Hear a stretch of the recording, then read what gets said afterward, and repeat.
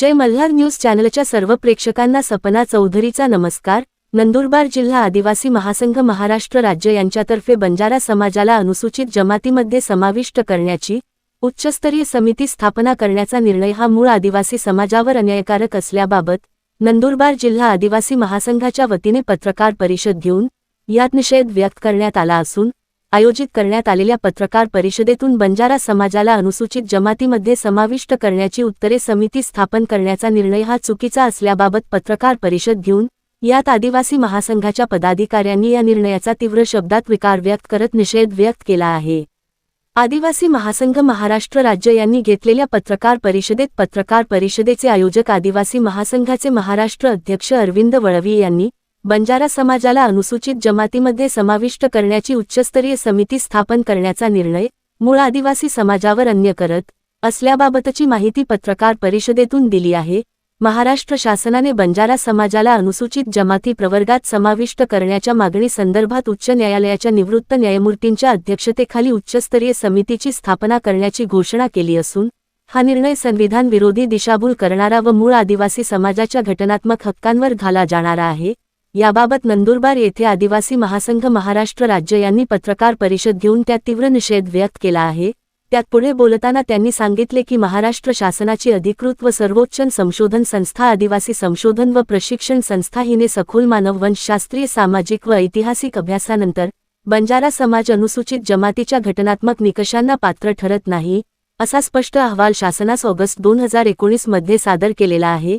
हा अहवाल अस्तित्वात असताना तो दुर्लक्षित करून नव्याने समिती स्थापन करणे म्हणजे तज्ज्ञ ज्ञानाऐवजी राजकीय दबावाला शरण जाणे असा निर्वळा पत्रकार परिषद व्यक्त केला आहे। तसेच यात घेण्यात आलेल्या पत्रकार परिषदेतून TRTIचा अधिकृत अहवाल अंतिम व बंधनकारक मानण्यात यावा, बंजारा समाजाच्या अनुसूचित जमाती करण्यासाठी प्रस्तावित उच्चस्तरीय समिती तात्काळ रद्द करण्यात यावी, तसेच महाराष्ट्र शासनाने मूळ अनुसूचित जमातीच्या संघटनात्मक हक्कांचे रक्षण करण्याची भूमिका सार्वजनिकरित्या जाहीर करावे या प्रमुख मागणीसह विविध ज्वलंत मुद्द्यांवर त्यांनी पत्रकार परिषदेत माहिती दिली आहे। आयोजित करण्यात आलेल्या या पत्रकार परिषदेत महाराष्ट्र आदिवासी महासंघाचे महाराष्ट्र अध्यक्ष अरविंद वळवी, जिल्हा परिषदेचे माजी उपाध्यक्ष सुहास नाईक, नामदेव पटले, सुरेश मोरे, कृष्णा गावित, अर्जुन वळवी, गणेश वळवी, ॲडव्होकेट भगतसिंग पाडवी, सिंगा वळवी, कालूसिंग वळवी उपस्थित होते। यावेळी पत्रकार परिषदेतून नंदुरबार जिल्हा आदिवासी महासंघाचे महाराष्ट्र अध्यक्ष अरविंद वळवी तसेच नंदुरबार जिल्हा परिषदेचे माजी अध्यक्ष सुहास नाईक यांनी या संदर्भात व विकास स्पष्ट केली आहे। सपना चौधरी, जय मल्हार न्यूज, नंदुरबार। बंजारा जातीस आदिवासी मध्ये समावेश करण्यासाठी शासनाने जी काही नुकतेच घोषित केलेले आहे की निवृत्त न्यायाधीशांच्या अध्यक्षतेखाली समिती गठीत केली जाईल आणि या समिती मार्फत शिफारशी किंवा जो काही निर्णय येईल त्यानुसार बंजारा जातीस आदिवासी मध्ये समाविष्ट करण्यात येईल अशा प्रकारच्या बातम्या प्रसारित झालेल्या आहे।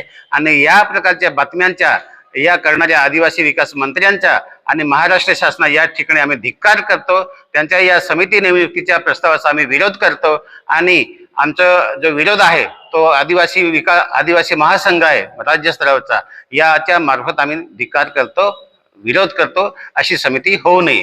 मुळात हे जे स्टेटमेंट जे आदिवासी विकास मंत्र्यांचे आहे हे चुकीचं आहे, जे घटनाबाह्य असं हे स्टेटमेंट आहे। कारण बघा, संविधानाची जी तरतूद आहे 342(2) प्रमाणे शेड्यूल ट्राईबची लिस्ट हे करताना तर त्या संविधानाच्या त्यात याच्या प्रमाणे त्यांनी जायला पाहिजे, परंतु निवृत्त न्यायाधीशांची समिती गठीत करणे हे कुठेतरी असंविधानिक आहे। आणि हे आदिवासी मंत्री स्वतःचे आदिवासी असताना अशा पद्धतीचे स्टेटमेंट करतात, याला आदिवासी समाजाचा आमचा तीव्र विरोध आहे। हे अजिबात चालणार नाही। आणि TRTIचा 2019 ला रिपोर्ट आहे, तुम्ही तो रिपोर्ट बघा ना, बंजारा समाजाचे ते निकष पूर्ण होत नाही। ते असं असताना जर तुम्ही ह्या राजकारणासाठी अशा गोष्टी करत असतील तर ह्या गोष्टीला आदिवासी समाजाचा आमचा पूर्ण तीव्र विरोध आहे। आदिवासी विकास मंत्र्याला याचा आम्ही जाब विचारणार आणि वेळ प्रसंगी त्यांना आम्ही जिल्हा बंदी करू, त्यांना फिरू देणार नाही, अशा पद्धतीची आमची भूमिका राहील वाटतंय आम्हाला। आणि त्या पद्धतीने ते निषेध करतात किंवा ते माहिती नाही, परंतु आता आम्ही नागपूरला बघितलं तर आदिवासीचे जे काही हे लोकप्रतिनिधी आहे जे राखीव मतदारसंघामधून निवडून येतात हे वेळोवेळी शासनाला विरोध करतात। राज्यपालांकडे सुद्धा आम्ही पाहतो, त्यांचे फोटो पण पाहतो, तेही त्या ठिकाणी जातात। परंतु शासनाने सुद्धा संवेदनशील व्हायला पाहिजे आणि आदिवासीच्या बाजूने राहायला पाहिजे। कारण हा मानवीय दृष्टिकोन फक्त तुम्ही नकली आदिवासीच्या प्रती ठेवणार आहे का? खऱ्या आदिवासीच्या प्रती केव्हा ठेवणार तुम्ही?